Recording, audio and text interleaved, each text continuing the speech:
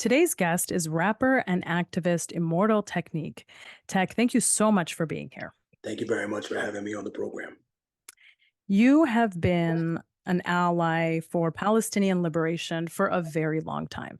Can you tell us, how did you learn about Palestine and how did you get connected to this cause? And why did you feel it was so important to speak up about Palestine? Hmm. Well, first and foremost, thank you again very much for having me on the program. I think very rarely people come to an epiphany. I think that's actually a fallacy. There are very few epiphanies in life. I think most of it is a process of understanding and learning. But sometimes people are shocked into reality.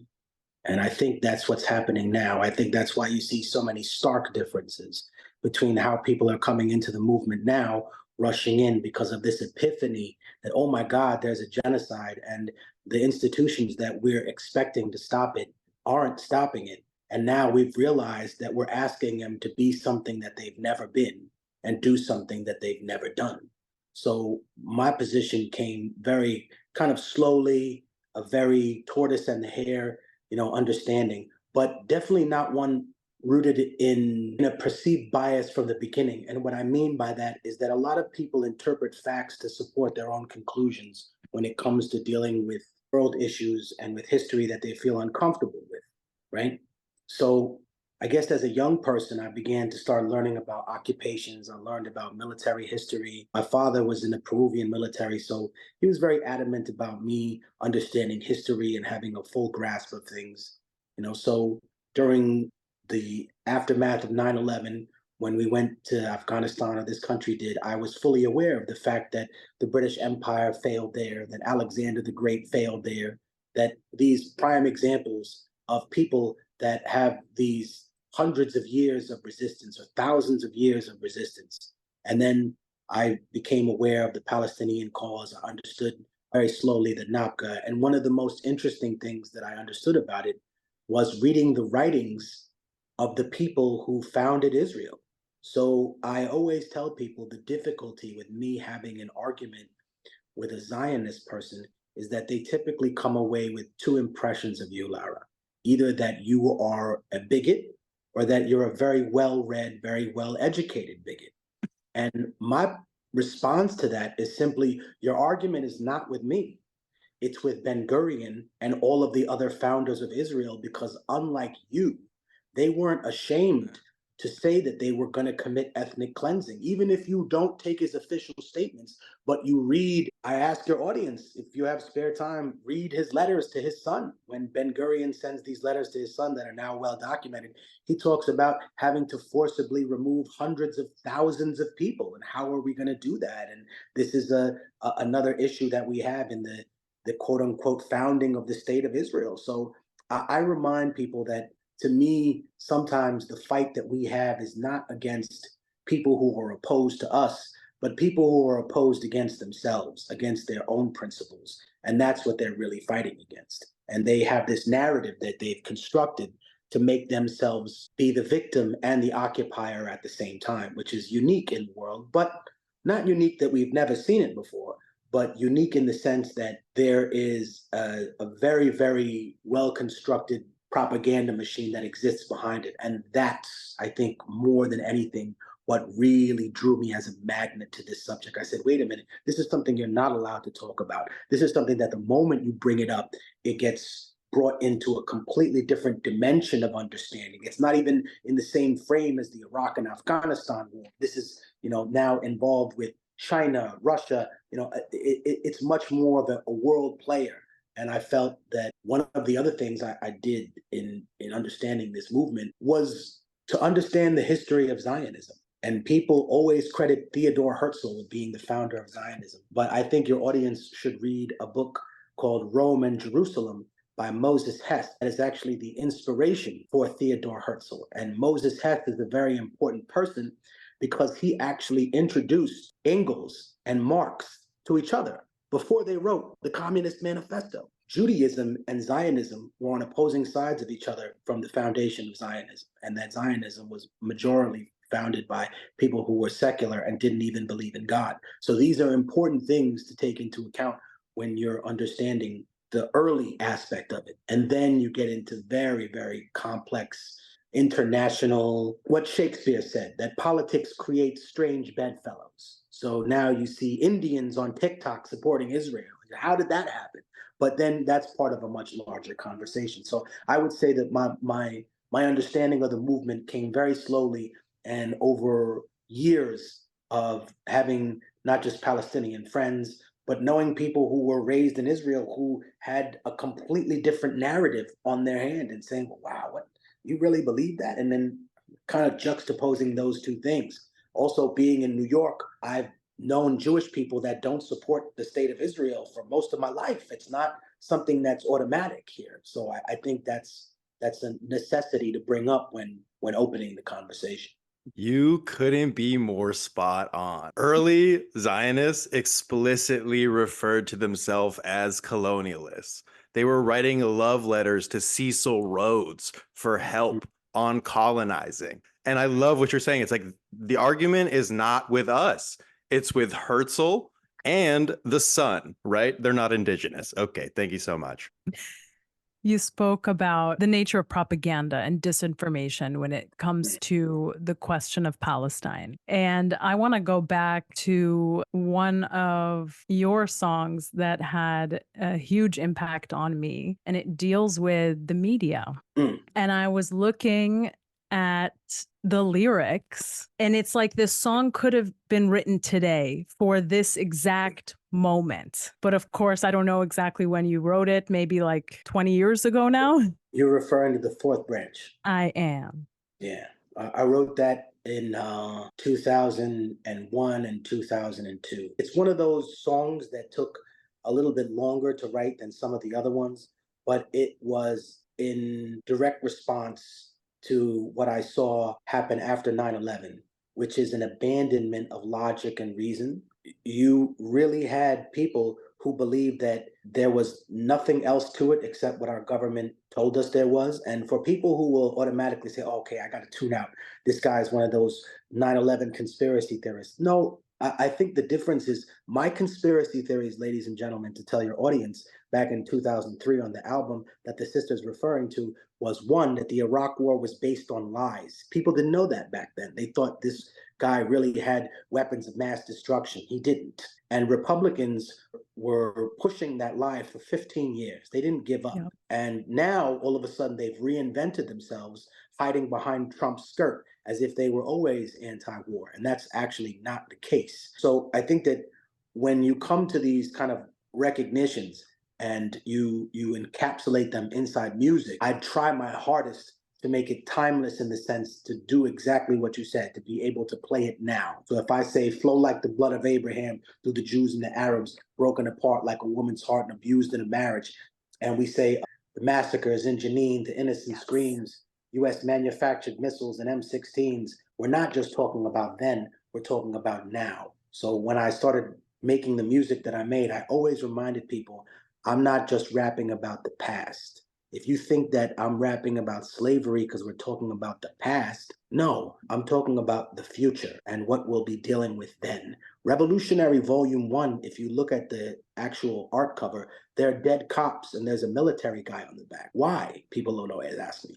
I said, well, what do you think happens in a civil war in the United States? One half of the military fight the Navy, fights the Marines, Army fights the Coast Guard, this police force will fight this group of militia.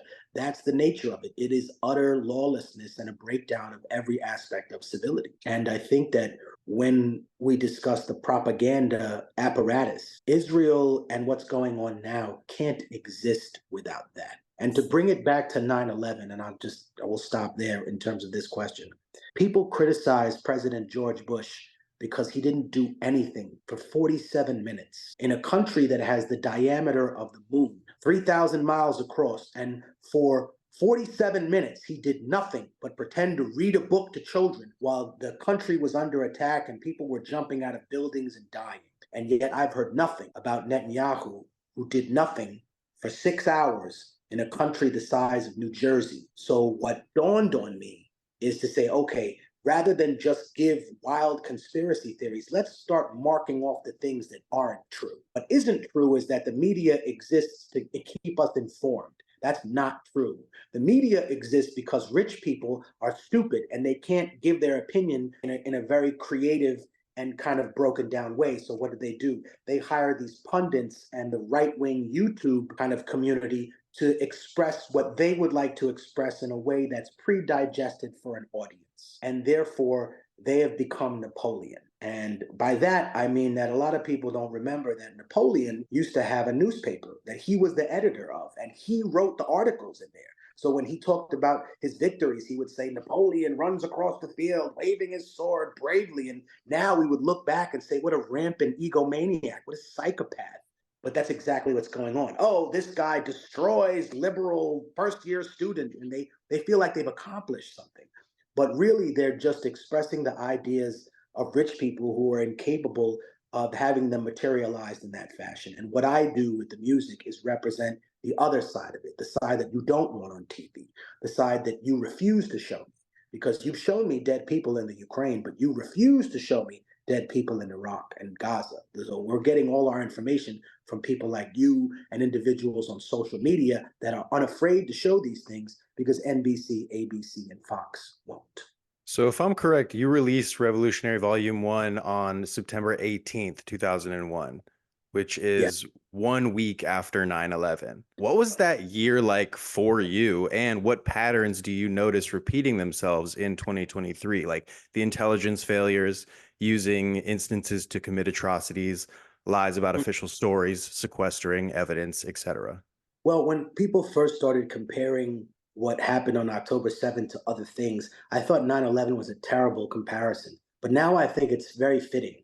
The other ones that they came up with, likening Hamas and the Gazans to ISIS, was ridiculous because I know that those people are ideologically opposed and they've actually had like real problems with each other where they've tried to kill other members of each organization. So to me, I thought that was always a fraud and a lie. But I think the 9/11 comparison stands, and I'll explain why. Because after 9/11, what we had was the international empathy of the world.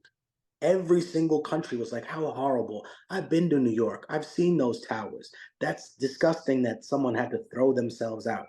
A person that I wasn't necessarily friends with, but I knew this person. They were a friend of a friend. She was walking on her way to work and she was hit by burning jet fuel and falling metal debris. And she lived for 2 days in a hospital and then she succumbed to her injuries and died. People were horrified by that. You had the solidarity of the world. And then you took that good feeling and you rolled it up in a proverbial blunt with the bones of 1 million people from Iraq and over 300,000 people from Afghanistan. And you smoked all the credibility you had in the world up. And now nobody trusts you, nobody respects you.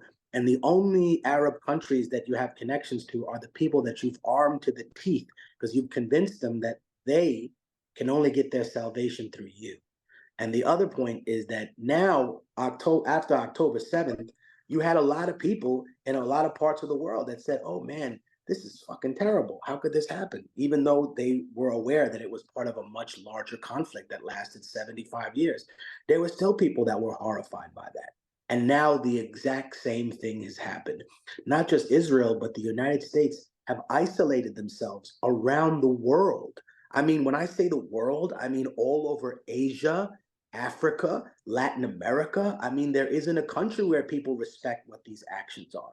But I remind your audience, don't fall for the anti-Semitic trope that Israel is behind pulling the strings on the United States. No. The Israelis are a colony of America, just like they wanted to colonize somewhere else. And they don't do anything without Joe Biden say so. Remember the good cop, bad cop philosophy that exists in the United States. And for those people who don't know it, the younger people in your audience, one cop pretends to be your friend and empathetic to your cause, and the other one screams and threatens you. And this is what's going on, right? In many senses, when Israel says, oh, I want a regional conflict, and the United States says, no, I don't, that's actually a reversal of what is going on. The United States is looking for a regional conflict with the allies of Iran. That's why I believe in its mind, it's personally responsible for targeting Hamas, but it can't do it. So it has to have the Israelis do it for it. Now, this plays directly into the hands of what Israel wants for its own foreign policy. They happen to be aligned as allies. But make no mistake, if they wanted it to stop, they could. And I'll tell you why. Because there's only been two presidents that ever halted Israeli settlements. One was Eisenhower, and the other one was George Bush Sr. A lot of people don't know that. He threatened the Israeli government and said, we'll cut off all your funding. That $4 billion a year, you're not getting any of that this year. And they suspended those settlements for over a year. Now, that's important to know. Why? Because who ran against George Bush Sr. the next year? Well, he ran against two Christian Zionists. One was a man called Ross Perot that kind of took an entire state of Texas away from George Bush that he had in the bag that would have got him the victory. And the other Christian Zionist that he ran against was the man who would become president, Mr. Bill Clinton. So I think that when we talk about like these instances where people want to like understand things better, I remind people the United States uses Israel for things that it can't do. I've made this example before, but I'll make it on your program. When we as the United States were supporting Iraq against Iran, documents that were recently revealed showed that President Reagan didn't actually want Iraq to win. He wanted them to hurt each other so that they wouldn't become a dominant force in the region. But what happened is, as a consequence of Iraq aligning itself with America and NATO at the time, it made them capable of purchasing a nuclear reactor from France. And when they purchased the nuclear reactor, the United States became very, very, I don't say afraid, because these people aren't afraid of anything except their own shadow. But the reality is that they became very concerned with that. And so they gave Israel the coordinates. And I invite your audience to say, is this really true? Please look it up for yourself. And it was Israel that blew up Iraq's nuclear reactor, but it was with the help of the United States. It was with the okay of the United States. And I'll bring it all the way back to Gaza. Why did they delay their ground invasion? Because they needed more time to prepare? Because they needed to reload their weapons? No, because they needed American mercenaries to guide them through Gaza. That's 100% true. They needed troops that were trained in something your audience should be familiar with called CQC, which is close quarter combat. And that's the idea of not just kicking in doors. Now you're using a sonar device to find out if there's an IED on the door. Because in Iraq, these troops were kicking in doors and having their legs blown off by a booby trap. Or they were trying to go through a window, and all of a sudden their hand is gone because there's a grenade there. I think the numbers that the IDF has suffered in terms of casualties are obviously extremely underreported, but it's also extremely underreported that America has bases inside of Israel. So while it may have a few Zionists in power, they exist to give cover for what they really want there, because Israel doesn't have a single base in the United States. As a matter of fact, I wouldn't be surprised if some of their nuclear weapons were actually ours as a first strike capability against other people. And what makes this more complicated for the Arab world, I think, is that now Jordan, Saudi, and the UAE have to justify to the rest of the Arab world why you're in an alliance with the United States and Israel. Because you can't be in an alliance with the United States and not be in an alliance with Israel. If Iran attacks a carrier and Israel responds to Iran, who's going to fight with you? The Saudis, the UAE, and others. Who's going to fight on the other side? Well, anyone else who's backed by Russia, the Houthis, right? We'll probably have someone in Central Asia attack as well. And I think that this is what the United States was looking for earlier, a regional conflict where it can come out on top. The post 9/11 world basically kicked Russia out of like the weapons market in the Middle East and handed the entire thing over to the United States. And simply put, we're dealing with the aftermath of that reality. So 9/11 was just a giant scope of things. But even now, the people in Gaza were witness to that post 9/11 world in which those American mercenaries used the training that they did, those wars that began post 9/11, and used those tactics specifically in Gaza, which is an urban war zone. And obviously, it's an urban war zone where you're fighting against a civilian population of people. You're not really killing the Hamas fighters. And the point was made on another show, and I'll just reiterate it. Even if they managed to move every single human being out of the physical space that they call Gaza, they wouldn't kill Hamas. They wouldn't kill the Gazans. Those people would still fight for what they believe is theirs, and they would still exist in that way.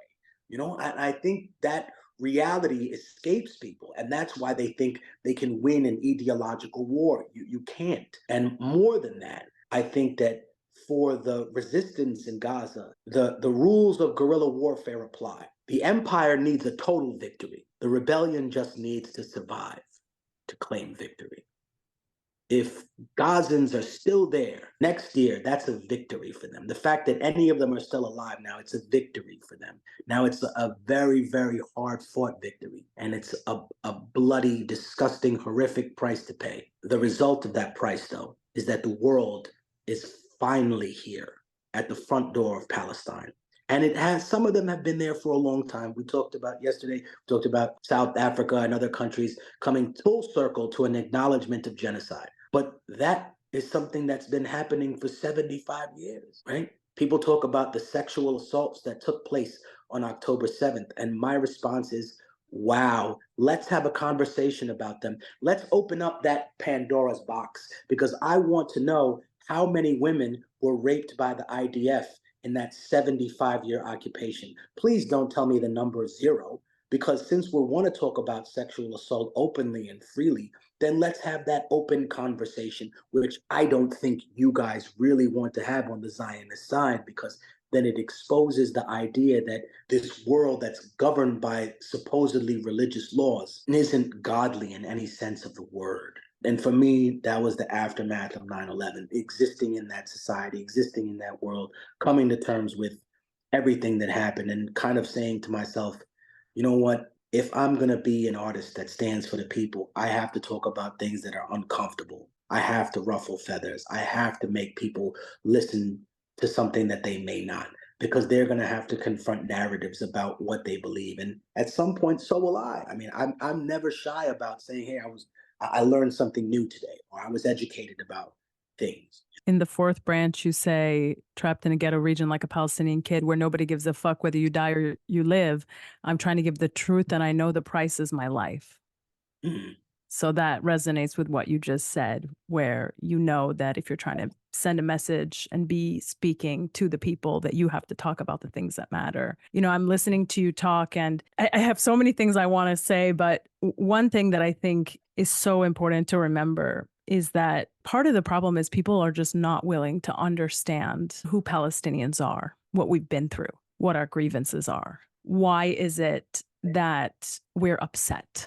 What are we upset about? Is it something that if you had endured it, you too would be upset? Mm. Is our reaction to occupation a normal human reaction? Is it something that anybody in our place would, react in the same way? And I think what this moment has done, and I keep hearing this phrase over and over, is this notion that the veil has been lifted, that the propaganda now, it's not working anymore the way that it used to.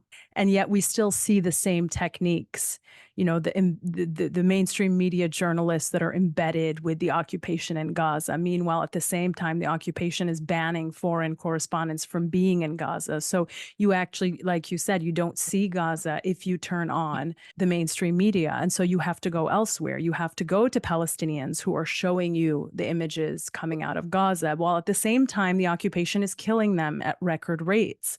Till now, they've killed 106 Palestinian journalists in Gaza in a time span of 2.5 months.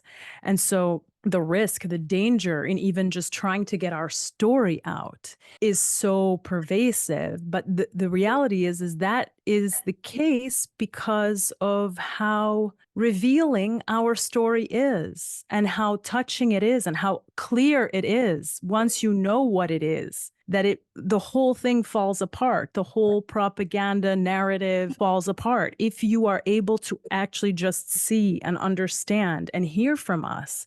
There isn't really anything left from the propaganda that they've constructed, that they've maintained, that they have meticulously maintained and managed to keep in place for decades. And so I want to get your thoughts on that, this notion that the veil has been lifted and we cannot go back to a status quo of permanent occupation of an apartheid regime from the river to the sea, and that this is a breaking point. There is no going back from this. Do you feel that that's true, or do you feel like, unfortunately, when the dust settles that we are going to be headed towards something much worse? I think that a lot of people thought that was what the Arab Spring was going to be, and look at what we ended up because of that. Also, what I was talking about before is that the United States had a coordinated campaign of media after October 7th, including several things that became unprovable, right? One was obviously the beheading of children, the 40 babies that I'm not saying that nobody died, but the reality is that that specific thing didn't happen. And then the president lied on national television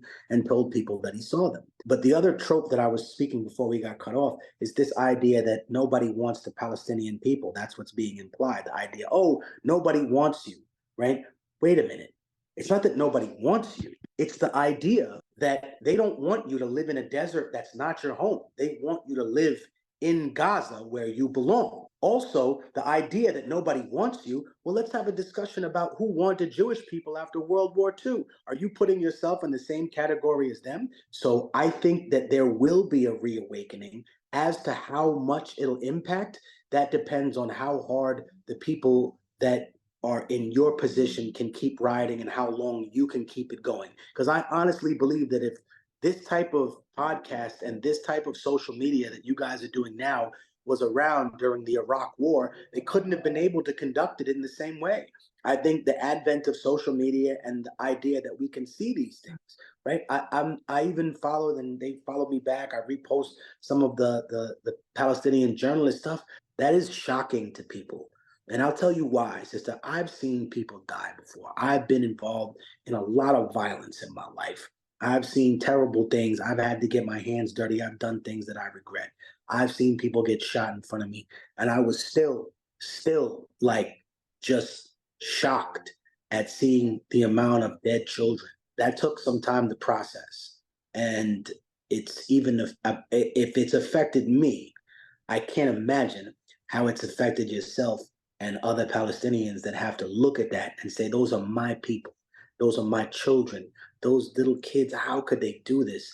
And to go back to the introduction, we're asking the UN to be something it's not. It's not that. It is simply an arm of imperialism to normalize things, which brings us to another difficult discussion. The normalization brings up the argument of reform versus revolutionary. And that is where the fight really is in the internal community to be pro-Palestinian. I am not a reformer.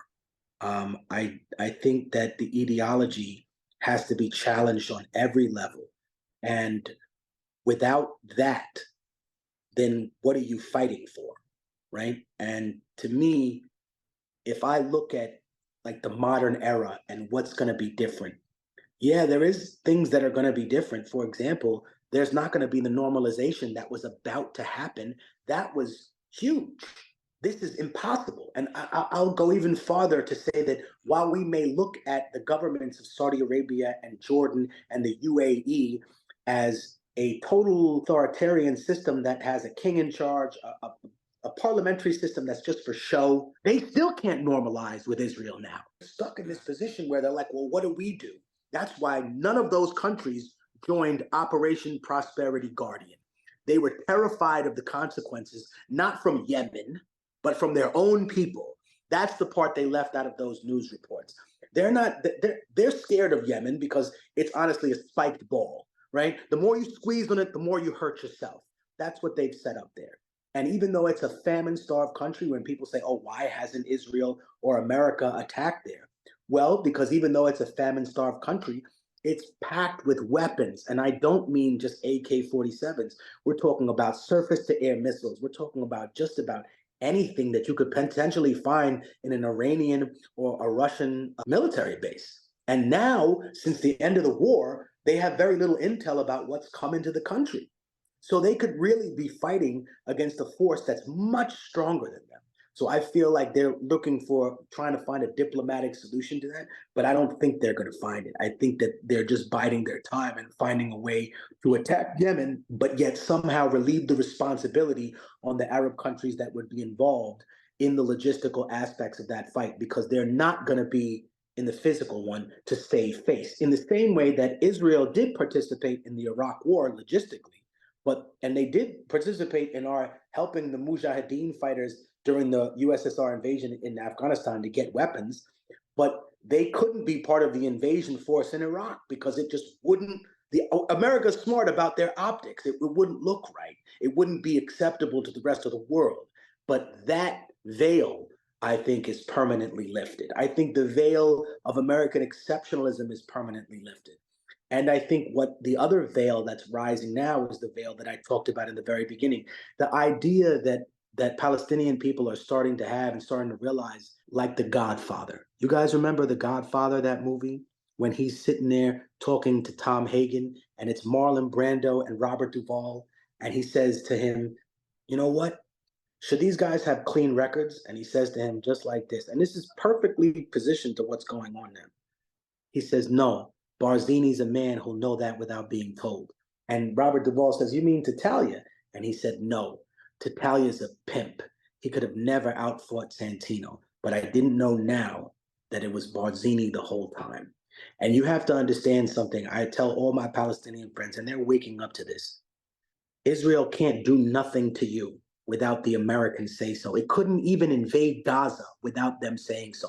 Why? Because it took lessons from the Lebanon war in 2006. Those people got their asses kicked because they were doing CQC with people who had trained CQC for 10, 15 years already, 20, 30 years. Now, maybe Israel's army was in a position where they would be that functional back in the 60s and 70s.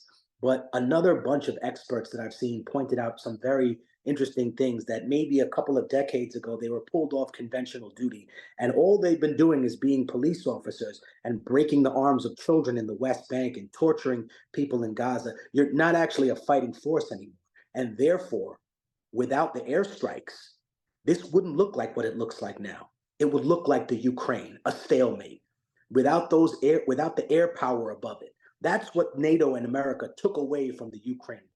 If Russia had its airstrikes to be able to attack like the 6 planes that Ukraine has in its air force, this war would be over tomorrow. It would look like that. But because of the air power, because of that strength, that's actually what gives Israel the ability to do these things. So without the empire, they are not the fifth strongest army in the world. No, they're not. They're a group of people that have been lied to for their entire existence. And unfortunately, they're set up like a crash test dummy on the front line of World War III because Americans don't actually care what happens to them. And if you discover Christian, like far-right Christian ideology, they actually believe that all those people should be in that place because their destruction leads to the return of the Messiah. That's insane, but that's what they really believe. These are the same people that spend billions of dollars influencing one half of the American political structure. In the same way that they are really nutcases who think that destroying Al-Aqsa Mosque will somehow bring about the return of the Messiah. And all that's going to happen is create a regional nuclear war that will not stop for how long, I don't know. But you cannot destroy Al-Aqsa. You can't pick it apart like London Bridge and put it in Lake Havasu. I rarely make personal criticisms about other people. But the thing I heard from Hamza Yusuf and from some of the other scholars in the UAE about creating a separate site on Al-Aqsa or partially unearthing it is absolute nonsense. And I want to tell those people, what are you even thinking? What influencer did they send there to tell you what to do? Because normalization was not the idea of Mohammed bin Salman. It was the idea of the United States that said, no, you guys are all going to sit in a room and play nice because I said so. And that's the bottom line. That's the part that I think Gazans and Palestinian people have awakened to. They've seen, oh no, Tattaglia is a pimp. These people, they're not as tough as they think they are. They lied about everything. They lied about how badly they're doing in Gaza. They lied about the fact that they don't even take care of their soldiers. And they lied about the fact that without the United States to resupply them, right, by bypassing Congress, that's exactly what Biden just did. He resupplied all of their munitions. They're out of bombs without the United States. Listen, even Russia is buying bombs from North Korea, right? It's because they need to retain some emergency munitions for themselves and not overextend. In this case, you have an interesting dichotomy, which is that the United States supplies and helps them, and Israel does things that it's incapable of. And the only likeness I can provide around the world is kind of the strange relationship that North Korea and China have, right? North Korea can do things that China can't do. China doesn't go around threatening Japan, although it would like to. But North Korea is the one that's, oh, I'll launch a nuke at you people. I'll blow up your whole country. Jesus, this guy's a lunatic. And then you think, oh man, the Chinese are really holding him back. No, they're probably sitting in the room like, you see, I like that. When we can all think he's a maniac and a lunatic for all these things, but Xi Jinping is a statesman, regardless of whether people think he's a dictator. He couldn't do that, right? Joe Biden couldn't quote Amalek. He couldn't say, hey, we have to kick all these people out. But he told Bibi in secret, probably, hey, I want every ally of Iran gone. We hate Iran more than you do. We hated Iran since way back in the day, before you even people got involved. We wanted that for ourselves. That was a possession of the British Empire. And when the British Empire got kicked out of the colonial business, we took it over after World War II. We took over all their assets. During Sykes-Picot, the Middle East was divided. This is the great awakening that I think people are really coming to. They're following the money. And they're realizing that most of the money that comes to Israel doesn't actually come from Jewish organizations in America. It comes from Christian Zionist organizations in the United States. Picking up on the point about Iran and Israel doing the dirty work for the United States, I don't know if you saw, but 2 days ago, Naftali Bennett wrote an op-ed that was entitled, "The U.S. and Israel need to take Iran on directly, make the Ayatollahs pay for sowing chaos through their Hamas, Hezbollah, and Houthi proxies." It sounds like something that one of the Joint Chief of Staff would say. And, you know, if I can say anything about Naftali, is that he's never going to be a real boy. His Pinocchio lies have made him a puppet forever. That's exactly what he is. He is a puppet, and he is a mouthpiece, not just of the IDF, but he's actually a mouthpiece of American imperialism, because he's not reiterating Israeli talking points there. That's an American military hard right talking point. Oh, we're going to take on Iran. Actually, without the United States' help, Israel wouldn't last long against Iran without a non-nuclear fight on its own. That's a very different war. Both countries have a gigantic air force. One of them has 600,000 suicide drones, and the other one can barely get its army together. I don't think it would be a fight the way people think it would be. But with the United States involved, oh, that's a completely different story. Iran also represents something very important for the United States. It represents the link between Russia and China, right? It represents the access that puts them both together. Before this started, and what I will go back to your the previous question about what else will people be awakened with. Last year, sister, Israel enjoyed the allyship of the United States. It enjoyed a complicated but still functional relationship with Russia, and it enjoyed investment from China. Now what has happened? It only has the United States as an ally. It is internationally isolated. China has taken it off every single map that it has, and it's also banned Israeli military systems and weapons products because they think that they could be secretly given to them by the United States with spyware equipment. It's banned everything. And now Russia has said, oh, okay, cool. This is the game you want to fuck around and play? Fine. You're not getting any more favoritism from us. And now it's turned into oh, you're an extension of the United States. Yeah, we see exactly what you are. And that has become more evident and more obvious to people. Was it Judea that controlled Rome? Or was it Rome that told Pontius Pilate, we don't want any more drama down there, so I want you to crucify every person that starts anything? Yeah, we all read history. And who is Tiberius Drusus? You ask anybody in the street, nobody knows who he is. But you ask any kid in the hood or any learned man, who is Yeshua ben Yosef, or as you know him, Jesus Christ. And that's how I know that the people of Palestine will prevail. They will survive, and they will outlast the imperial powers, because Rome is gone. Those people are still there. So one day, trust me, there will be a reckoning and there will be a return. I think it's the job of every artist and every individual that's in your position to make where they are as uncomfortable as possible. See, if I come into a room and I don't like somebody, I don't feel uncomfortable. You feel uncomfortable. And if you don't, then you're about to, right? Like I tell my mother when I go outside, oh, be careful. I say, no, don't be worried about me. You worry about the people that run into me.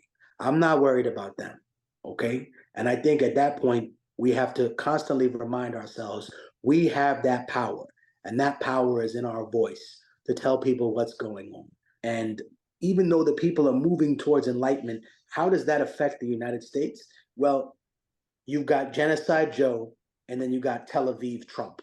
Neither one of them care about the Palestinian people. As a matter of fact, Trump moved the embassy from Tel Aviv to Jerusalem, to Moab on Afghanistan, right? At the same time that this was going on where he was defeating ISIS, what were we doing at that time? We were hiring splinter cells of Al Qaeda and ISIS to still try to fight against Assad in Syria, which has always blew my mind. Like that brings us full circle back to 9/11. Wait a minute, Al Qaeda was the worst enemy that the United States ever had, and now they're our friends, and we want to overthrow Syria with them. Who remembers what happened last week? This was my question. Like, who remember? I'm raising my question, and the entire United States is the classroom, and I'm like, wait, who remembers what happened last week when they blew that shit? And now you want them? Now they're our friends, and now. Wait, and the Kurds were our friends before, but now they're not, and we're going to sell them out to the Turks, and they're all going to die. Okay, I get it now. We're America, and we only kill our friends. There you go. So Israel should be really worried, because if you were the United States ally, dude, you're on the chopping block too. They're putting you on Front Street like a crash test dummy, like I said before, because you're on the front lines of World War III, and you're getting hit, so the United States doesn't. I want to get your take on something. If you have like time for one more question. I got a few more questions. What are you doing? Sure. Well, I don't know because we've already gone for like an hour and a half and 10 minutes. I got another 20 minutes. Okay, cool. Okay, I got one more question. Michael has like 85 more questions. So we'll just... Yeah. I've been waiting to talk to you my whole life. Okay, come on. You think I'm gonna let you go right now? Come on. Always. What did you want to ask me? I've always learned so much from you. Thank you so much for always being such a wealth of knowledge and a resource for the people. Okay, one more question, and then I will let you go. On the track Dominant Species, you say, even the dead people in my family tell me they are proud of me. A lot of what I do is guided by ancestral spirit. Some of my family escaped the Holocaust, some of them didn't. And it's why I do everything in my power to speak out about the Holocaust happening in Palestine right now and to honor the memories of both the ones who made it and the ones who didn't. Can you talk about how your ancestors guided your path and how listening to them is crucial to developing into your full potential? I met Simon Wiesenthal. He came to my school, and I also I read a book called Night by Elie Wiesel as a little kid, probably too young to read the book. I'm very sorry to hear what happened to your family, Michael. And one of the worst things I heard hearing and reading those books was the sentiment from the Jewish people that said, it's not just what they did to us, but it's what they made us do to each other. They made us fight over breadcrumbs. They made us kill a family member to get a piece of soup, right? They tied us together, and if one person killed the other one, then we were given a jacket and they weren't. And I can't imagine what the people of Gaza are going through, having to snatch bread from each other to survive and doing these horrible things. So I know that, to me, when I look at the resilient spirit of a people, and I know, okay, my ancestors would be proud of me. I'm not saying that I close my eyes and all of a sudden they're all surrounding me like Black Panther, right? But I feel like if they saw what I was doing, some of them would be happy with me. Now, the other part that I'm going to say is maybe some of them wouldn't. I was born in Peru, and everyone associates Peru with cocaine, the Amazon, Machu Picchu, and now ayahuasca. And I'm going to speak about this very briefly because I think it relates to how it does now and the question that you asked, Michael. A lot of people take ayahuasca because they think they want to quit smoking or some dumb shit, or, you know what I mean? They take it as a recreational drug. It's not a recreational drug. You have to be guided into that by a shaman, right? Not some random person from Boston who's decided to move down to the Amazon and live there for 2 years. You have to be guided by a person who understands the spiritual connection that you have to your people. Because how about this, Michael? You're going to run into one of your ancestors that is not a positive person. You're going to run into one of your ancestors that took the life of people. You're going to run into one of your ancestors that was a mass murderer. How about this? I have Spaniard ancestors that were conquistadors, colonizers, rapists, murderers. Those people committed some of the worst atrocities in humanity. And you take ayahuasca, you can't just be prepared to see grandma that you've been missing your whole fucking life. You got to be prepared to see those motherfuckers too. And those people that remind you of the wicked things that you've done. And what I mean by that is every single person that's watching this show, you all have some kind of dark secret. It's not on the surface. It's not something you're going to bring up right now immediately and say, bing, I remember that. No, but tonight you'll remember it. Tonight you'll think about some of the things that you've done wrong in your life and you'll think, oh, wow, who rights these wrongs? Who actually is karma? Is there karma? Is this a construct that I've invented as a person to make myself feel better and think that there's some balance to the world when there really isn't? Right? That's the hard question that we have to ask ourselves. Is it only us that create this like fantasy for ourselves, or is it someone else's construct that we live in? I think for me personally, I know that irrespective of whether I've met one of my ancestors that was a wicked person, I would be able to tell them and say, yeah, you know what? I did bad things. I robbed people. I was not a very nice person when I was younger. And I learned from my mistakes. And now it's time for your spirit to learn, your spirit to learn from your mistakes. And maybe I need to correct something that you did back in the day. Maybe I need to do what I do because you did so many things that were wrong back in the day. By and large, I do feel that if my ancestors could see what I'm doing, that they would be proud of me, but they wouldn't understand some stuff. You know, like indigenous people, they don't understand the idea of, oh, you want me to build you a yurt and a teepee? Okay, I'll build you one. And now every time you hunt, you got to give me half of your kill. What? Why don't we just all help you build a house? Then you got your house and we can all hunt together. Okay? That's how it is. If one person had 2,000 logs and we knew that the other people needed 3 logs to survive for the winter, but I refuse to give anybody any of those logs. No, you're going to freeze. Logic would dictate that we kick down the door and take those logs, right? But that's a crime in our society now. I think we're getting to the point where all of these structures that people see as legal and just are going to be challenged and say, what are they based upon, right? Who put them into power? Who put them here, right? And I think for me, I draw a lot from the revolutionary aspect of my ancestors. Many of them never surrendered to the Spaniards. Many of them simply moved deeper into the Amazon or moved into the highlands. And some of them don't even recognize the Peruvian government, right? They've lived there forever. And they have pyramids, just like you see in Egypt. They're smaller, but there are more of them.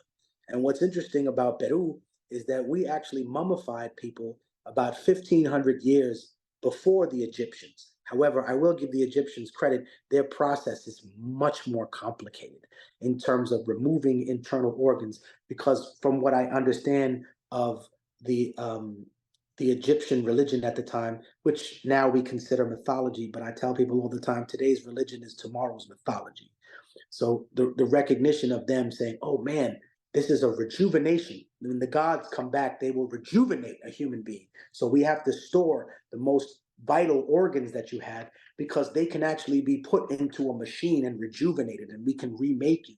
Whereas the indigenous people that live in where I'm from, they used to mummify their people in a fetal position because they believed in their heart of hearts that they would be reborn into another dimension. So I just want to tell my ancestors or my descendants that are watching me from some other dimension, or people watching me from another dimension 1,000 years in the future, where they take some little rusty chip and they say, oh man, look, I found one. It's from 2023. You know what I mean? Oh, wow, this is what was going on in the world. I want you guys to realize, man, that we lived real lives, that we fought against the things that we thought were wrong, and that only a slave is afraid to ask questions, right? And if you find yourself in a society where you can't ask anything, you can't question anything, then you have a yoke around your neck that you don't even realize is there, you know? And now you've taken the first step into a much larger world. Oh my God. I feel like I'm not even on the podcast. I think that's your joke. Like, I feel like we're just watching you and like, this is I so, tell you, I answer all questions and I give full answers. I told you, you can ask me tough stuff. And that is it was, hypocritical that you did this back in the day? And I haven't answered. no, that was so special. That was so special. That was incredible. I mean, this is going to pop off. I can't, I can't thank you enough. And Michael too. Thank you so much. Thank you so much. This means so much to both of us. Thank you very And much. I will say, just like being Palestinian and having my family, my extended family and my friends in Gaza right now, obviously, like this moment has been apocalyptic and life, I feel like, is irreversibly changed for me. I don't know if I'll ever find joy in anything ever again for as long as I live. But listening to you speak, I kind of forgot about everything for just like an hour and a half. So thank you. It was very therapeutic. Well, sister, I've met with a lot of organizations here in New York, but one of them that I've been connected with for a long time is called Existence is Resistance. And I just remind you, sister, that your existence is a form of resistance. They need to wipe out all of you to win. And you guys, you just need to have one survive to win. And your people will survive. And through the long winter, we will make it. And I know that. I firmly believe that. And it's not just because I can see the future. It's just because not just because of the ayahuasca, right? no, it's not the ayahuasca. I've never taken that. I didn't need that to talk to them. There's a difference between hope and working towards something. Hope is actually inactive. It's the idea that you're praying for something, but you're not working for it. Whereas saying, okay, I'm actively moving towards this. So I'm doing things to wake people up, right? I'm either I'm gonna have a family or I'm gonna teach other people's families what this was like. I maybe the limbs, right? The limbs of people are missing, just like people cut off the limbs of trees, but the tree survives. The roots are strong and they're deep in the earth, right? And that's not a metaphor, it's the truth. They're deep in the earth. And those people that have suffered the most, they will be recognized. Their suffering will be recognized, and it will not be swept under the rug the way other people's suffering and pain has been swept under the rug, the way Armenians' suffering has been swept under the rug, the way so many people were stuck in that Warsaw ghetto and left there to die, and jubilantly by the imperial powers. That's what we can't forget. They are an indictment to themselves, sister. They're the ones that are documenting their own war crimes every day, talking about killing people, killing little girls, and all this stuff. They're the ones that indicted themselves. So much like the police in this country don't need to work anymore. They just go online and see people confessing crimes left and right, and telling drugs, waving guns. We see the same thing. I saw someone today shoot a missile, like a rocket propelled missile into a bunch of homes. There was no target. The guy was smiling and laughing. These things will be absorbed.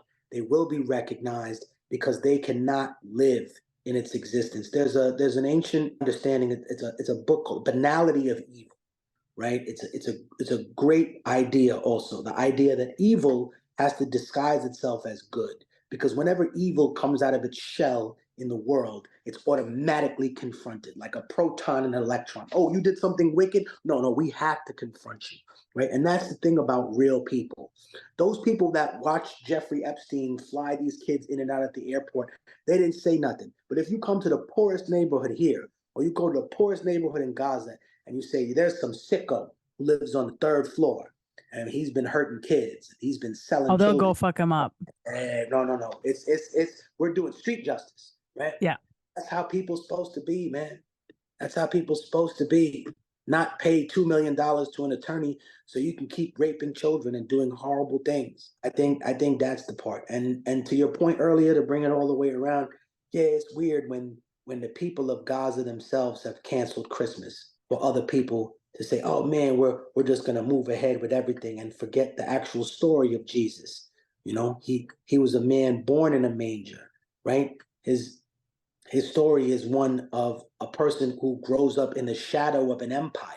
And I think one of the things that always bothered me about Christianity and the religion that a lot of my family was a part of is that they look down on other faiths in weird ways. And I remind them that time is the great equalizer of all things. And if they were to look at ancient Egypt and say, look at these people, they actually prayed to a man with the head of a crocodile or the head of a falcon, and they really thought that that was going to bring them life to their sick child. That's absurd. And I say, wow, why don't you have a moment of an ego check and look at yourself? You actually prayed to this guy. They're going to say in the future, 4,000 years from now, that was 4,000 years ago. If humanity can even make it 4,000 years from now, the people will probably say, look, they prayed to this dead guy nailed to a piece of wood. And the saddest thing is that they couldn't even listen to the most basic thing that he said. And that was treat other people the way you want to be treated. One of the things that bothers me most about Christianity is all the Zionism. All right, that seems like a good place to end. Thank you so much, Tech. You're truly one of my idols, and it's such an honor to be able to be in conversation with you. Peace. Peace, bro. Thank you so much. Folks, that's been another episode of the Palestine Pod. Thank you all so much for listening. Go check out our full episodes and sources at www.palestinepod.com. Go ahead and follow us on Instagram at the Palestine Pod. Send us an email at palestinepod@gmail.com. And look for us on Patreon at www.patreon.com/PalestinePod. That's been another episode of the pod. Thank you all so much for listening. Have as good a day as you can.